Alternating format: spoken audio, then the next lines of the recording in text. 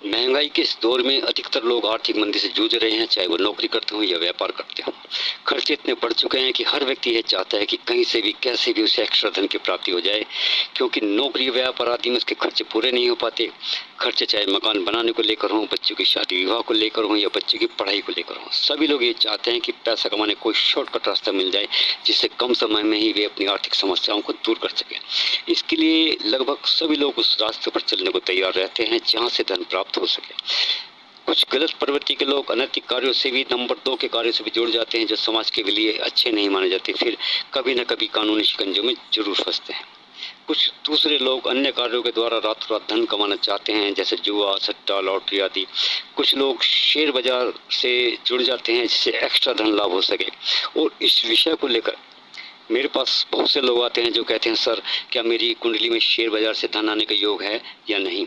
कुछ ऐसे भी होते हैं जो ये कहते हैं कि हमें जुए में, सट्टे में खूब धन लाभ हो, ऐसा कोई रास्ता या कोई उपाय बता दीजिए, या कोई पैसा कमाने कोई ऐसा फार्मूला बता दो जिससे एक झटके में बेड़ा पार हो जाए। और मैं इन सभी सवालों को एक ही जवाब देता हूँ, अगर आपकी किस्मत में, आपकी कुंडली में अचानक धन प्राप्ति के योग हैं तो अवश्य ही इन क्षेत्रों से आप धन कमा लोगे। लेकिन कुंडली में आकस्मिक धन लाभ योग नहीं है तो फिर आप कितना ही प्रयास कर लें, कितने ही दिमागी घोड़े दौड़ा लें, आपको धन लाभ नहीं होगा। उल्टे इस क्षेत्र में हानि ही उठानी पड़ेगी। अगर आप चाहते हैं कि कैसे पता चले कि हमारी भी कुंडली में अचानक धन प्राप्ति के योग हैं या नहीं, तो आज इसी विषय पर बात करते हैं। नमस्कार मित्रों, मैं एस्ट्रोलॉजर प्रदीप कुमार, और आज चर्चा का विषय होगा जीवन में आकस्मिक धन लाभ के योग कैसे बनते हैं और किन किन लोगों की किस्मत में इसका लाभ मिलता है। तो चलिए देरी न करके शुरू करते हैं। आप स्क्रीन पर देख रहे हैं एक मकर लग्न की कुंडली बनी हुई है, और कुंडली इसलिए बनाई गई है जिससे आपको इस विषय को समझने में आसानी हो। जैसे कि काफी लोग जानते हैं कि जहाँ लगन लिखा हुआ है इसका स्वामी शनि बनता है, और जैसे कि मैंने पिछली वीडियोस में भी बताया, जीवन के प्रत्येक कार्यों में सफलता के लिए लगन और लगन के स्वामी का मजबूत और अच्छी स्थिति में होना बहुत आवश्यक होता है। और यहाँ लगन के स्वामी शनि उच्च राशि में भी हैं, कारक भाव में भी हैं और 10वें भाव में भी हैं। तो यहाँ सबसे पहले लगन का स्वामी मजबूत स्थिति में है, और हो सकता है शनि 10वें भाव में ना होकर लगन में ही हो, अपने ही घर में हो, तब भी लगन मजबूत होता है। और वैसे भी शनि लगन में मकर राशि के हो तो शश योग और पंच महापुरुष योग बनता है, जो शुभ योग माना जाता है। वैसे भी लग्नेश शनि केंद्र त्रिकोण में कहीं भी हो, अच्छे ही माने जाए। कुंडली में आप देख रहे हैं मैंने एक ग्रह को कई भाव में बैठा रखा है, जिससे कि विषय आपको अच्छे से समझ आ जाए और इसी के माध्यम से आप जान सकें कि आकस्मिक धन लाभ होता कैसे है। आप ये हमेशा ध्यान रखें, शेयर बाजार में अथवा प्रत्येक उस कार्य में जिसमें अचानक धन लाभ होता हो, उसके मुख्य कारक ग्रह राहु केतु हैं, और अचानक फायदा और नुकसान देने की क्षमता रखते हैं। राहु और केतु, खास तौर से राहु ग्रह अकेला ऐसा ग्रह है जो आपको रातों रात धनवान भी बना सकता है और एक झटके में आपका सब कुछ छीन भी सकता है। इसलिए राहु का यहाँ स्ट्रांग होना बेहद जरूरी है। अगर राहु कुंडली में मजबूत नहीं है तब आपको ज़्यादा सफलता इस क्षेत्र में नहीं मिल पाएगी। अगर सफलता चाहिए तो राहु को आप उपायों के द्वारा मजबूत कर सकते हैं। राहु अगर आपका मजबूत है, किसी राजयोग में है, तब जीवन में आपको राहु अचानक धन लाभ देते रहेंगे और बड़ा धन लाभ देंगे। दूसरी बात, आप स्क्रीन पर देख रहे हैं कुंडली में हर भाव में नंबर लिखे हुए हैं, 10 नंबर, 11 नंबर, 12 नंबर, 1 नंबर। इन नंबरों को आप थोड़ी देर के लिए भूल जाइए, सिर्फ इतना याद रखिए कि ये सिर्फ भाव हैं। यह मैं इसलिए कह रहा हूं कि इस विषय को आप आसानी से समझें। ये देखिए, इसे लगन कहते हैं। लगन का स्वामी का मजबूत होना बहुत जरूरी होता है। ये दूसरा भाव है जो आपके धन का भाव होता है। ये 5वां भाव है जो शेयर मार्केट से अचानक लाभ देने के लिए देखा जाता है। यह 7वां भाव है लगन से गिनेंगे तो 1 2 3 4 5 6 और 7, यह भाव डेली इनकम, इसे डेली इनकम का भाव बोला जाता है। यह भाव यह बताता है कि आप प्रतिदिन कितना पैसा कमाकर घर पर लौटते हैं। यह 9वां भाव है, इसे भाग्य का भाव बोलते हैं, और जीवन में भाग्य आपका कितना साथ देगा वह यहाँ से देखा जाता है। इससे आगे यह 10वां भाव है, आप कौन सा कार्य करते हैं, आपके व्यापार नौकरी की स्थिति कैसी है, अर्थात आपके रोजगार का भाव है, आपके बिजनेस का भाव, आपके कार्य क्षेत्र का भाव है। इससे आगे यह 11वां भाव है। यह भाव बहुत इंपॉर्टेंट है, यह भाव धन लाभ का है, और इसी भाव से ये जाना जाता है और इसी भाव से ये पता चलेगा कि शेयर बाजार में या अचानक धन लाभ के कार्यों से आपको कितना लाभ मिलने वाला है, और आपके जीवन में अचानक धन लाभ होगा या नहीं होगा, यह सब 11वें भाव से जाना जा सकता है। और कुंडली के केंद्र के जो भाव होते हैं वे हैं 1 4 7 और 10, और त्रिकोण के जो भाव होते हैं वे हैं पहला, 5वां और 9वां भाव। ये त्रिकोण भाव हैं। अब ध्यान से समझिए, केंद्र त्रिकोण के जो भी स्वामी ग्रह होते हैं जब एक दूसरे के भाव में बैठ जाते हैं या फिर दृष्टि संबंध बनाते हैं, शुभ भावों में, शुभ स्थिति में आपस में ग्रहों का एक दूसरे से शुभ दृष्टि संबंध हो, तब यह राजयोग बनता है। और इस राजयोग में जब राहु भी शामिल हो जाता है और राहु और अन्य ग्रहों का आपसी शुभ संबंध है, तब राजयोग कारक ग्रहों की दशा राहु के साथ आएगी। तब चाहे शेयर मार्केट का कार्य हो या अचानक धन लाभ के कार्य, आपको बड़े स्तर पर धन का लाभ होगा, और व्यक्ति फर्श से अर्श पर पहुंचने की ताकत जब मिलेगी, जब इस राजयोग में 11वें भाव का स्वामी भी शामिल हो जाएगा। और देखिए,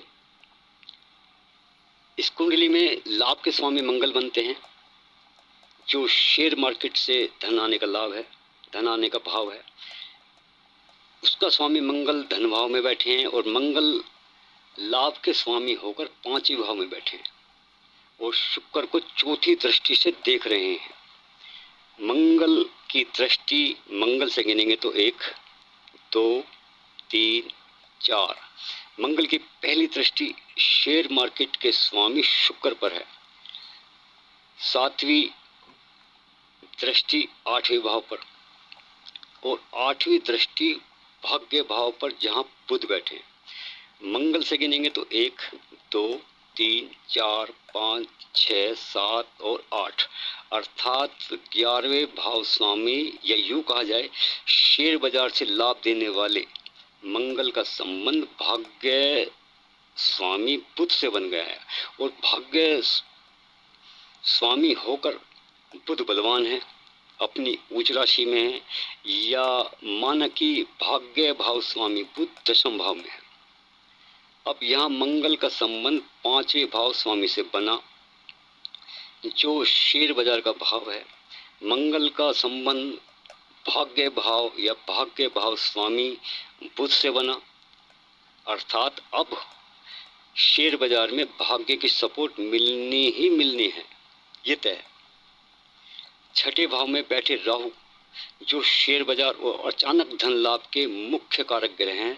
तो देखिए, राहु का भी संबंध 5वें भाव स्वामी शुक्र, भाग्य स्वामी बुध और लाभ के स्वामी मंगल से है। राहु को भी यहाँ 3 दृष्टि प्राप्त हैं। राहु की दृष्टि देखिए, राहु की 5वीं दृष्टि मंगल पर, 7वीं दृष्टि लाभ भाव पर, और 9वीं दृष्टि बुध शुक्र पर है। राहु से गिनेंगे तो 1 2 3 4 5 6 7 8 और 9।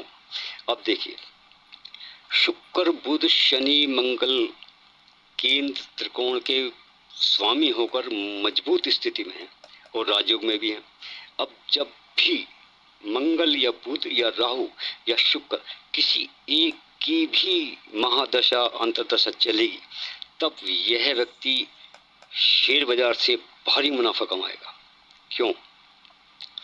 क्योंकि शुक्र का मालव्य योग है, बुध का भद्र योग है, राहु भी छठे भाव में उच्च राशि के हैं। दूसरी बात, बुध शुक्र शनि राहु आपस में मित्र भी हैं। अब अगर यही स्थिति किसी अन्य लगन से बने, पता चला वहाँ एक दो भाव के स्वामी नीच राशि के हैं, एक आध ग्रह अस्त है या पीड़ित है, राहु भी कमजोर स्थिति में है, तब अचानक धन लाभ के योग कमजोर पड़ जाएंगे। व्यक्ति शेयर बाजार से तो जरूर जुड़ेगा, लेकिन ज्यादा लाभ उसे नहीं मिलेगा। हाँ, ग्रहों के उपाय आदि करे तब स्थिति थोड़ी ठीक हो सकती है। दूसरी बात, अगर ग्रहों का 5वें, 9वें, 10वें, 11वें भाव में आपस में कोई संबंध नहीं है और ना ही राहु का कोई संबंध दूसरे भाव धन भाव से और 11वें लाभ भाव से ही है, फिर शेयर बाजार आदि से जुड़े कार्यों में कोई विशेष मदद नहीं मिलेगी। अगर व्यक्ति जुड़ेगा तो लाभ की बजाय हानि ही उठानी पड़ेगी। ऐसी स्थिति में अगर व्यक्ति कोई बड़ा गेम भी खेलता है तो घर, मकान, प्रॉपर्टी तक ये ग्रह बिकवा देते हैं। ऐसे मैंने खुद देखा है और ऐसे लोगों से मैं मिला भी हूँ। एक दूसरी स्थिति कुंडली में और देखेंगे, माना राहु तीसरे या 11वें भाव में बैठे हैं। तीसरे भाव के राहु ने 5वें भाव स्वामी को देखा, शुक्र को देखा, भाग्य भाव स्वामी बुध को भी देखा और लाभ भाव को भी देखा, लाभ स्थान को भी देखा। यह स्थिति भी बहुत अच्छी स्थिति है। 11वें राहु की भी अचानक धन दिलाने में बहुत अच्छी कंडीशन है, लेकिन शर्त सिर्फ एक है, जिन भी ग्रहों का अचानक धन दिलाने में सहयोग रहता है, अस्त, पीड़ित, नीच राशि के या अपने अंश डिग्री आदि से कमजोर ना हो, वरना सफलता में कमी कर देंगे। मैंने देखा है जब 5वें भाव स्वामी, 7वें भाव स्वामी और 10वें और 11वें भाव स्वामी का संबंध बनता है, तब व्यक्ति इस क्षेत्र में नौकरी भी करते देखे गए हैं, ये करते भी हैं। और डेली का जो हिसाब किताब उनके पास होता है, क्योंकि डेली इनकम का जो स्वामी अर्थात 7वें भाव का संबंध भी अन्य ग्रहों से बन चुका है। 10वें भाव आदि से 7वें भाव आदि का जब संबंध बनता है तो इस क्षेत्र में व्यक्ति काम करते हैं, नौकरी आदि करते हैं। क्योंकि 10वां भाव कर्म क्षेत्र है, इसका संबंध 7वें भाव से होने का मतलब है इसी क्षेत्र में अपना रोजगार बनाना। इसके साथ साथ इसका भी ध्यान रखें, जो स्क्रीन पर लगन कुंडली के जो ग्रह दिख रहे हैं, इनमें से कोई एक ग्रह अन्य कुंडली, एक कुंडली और होती है नवमांश कुंडली। नवमांश कुंडली में नीच राशि का वह ग्रह तो नहीं है जो मतलब लगन कुंडली में अच्छा दिखाई दे रहा है। हो सकता है नवमांश कुंडली में नीच राशि का हो, तो पीड़ित तो हो या खराब स्थिति में हो, अस्त हो। तो लगन कुंडली में जो ग्रह उच्च राशि का दिख रहा है, हो सकता है वह नवमांश कुंडली में नीच राशि का है या पाप ग्रहों से पीड़ित हो, तब सफलता में कमी आ जाएगी। हमें इसका भी विशेष ध्यान रखना होगा। तो इस तरह कुंडली देखकर ये जाना जा सकता है कि आपकी किस्मत में अचानक धन लाभ के योग हैं या नहीं। तो मित्रों, आज का वीडियो यहीं तक। वीडियो अच्छा लगा हो तो लाइक करें, वीडियो में दी गई जानकारी अच्छी लगी तो सब्सक्राइब करें और बेल आइकन जरूर दबाएं, जिससे कोई भी वीडियो अपलोड हो उसका नोटिफिकेशन सबसे पहले आप तक पहुंचे। तो फिर मिलते हैं किसी नई जानकारी के साथ। धन्यवाद। जय माता दी।